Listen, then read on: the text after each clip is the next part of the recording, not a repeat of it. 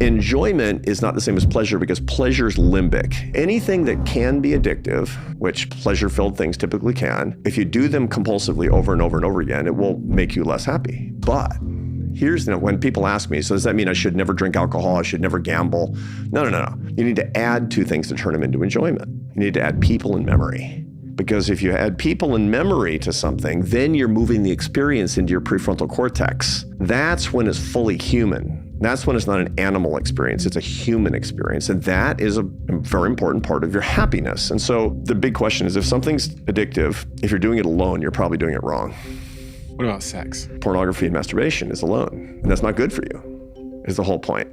And some people will be like, what's this guy talking about? But the whole point is that the data on pornography are that it captures the brain, and ultimately it doesn't, on average, lead to happier lives, because it truncates the reproductive experience at the level of pleasure and doesn't take it all the way to enjoyment. Have you studied porn much as a subject? Sort of everybody in my field winds up there. It's not something that I focus that much on because, focusing on the research on pornography makes you look a little creepy at age 59.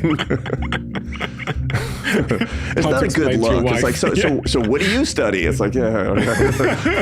Interesting. So people in memory turn pleasure into enjoyment. To enjoy. That's right. So alcohol, add people in memory. The Anheuser-Busch Corporation doesn't put out advertisements of, a dude alone in his apartment pounding a 12-pack. That's how a lot of people use the product. But everybody knows that's an irresponsible, dangerous thing to do that can lead to alcoholism. What they show is the same guy with his brothers and friends, clinking bottles together, having a great time. That is pleasure.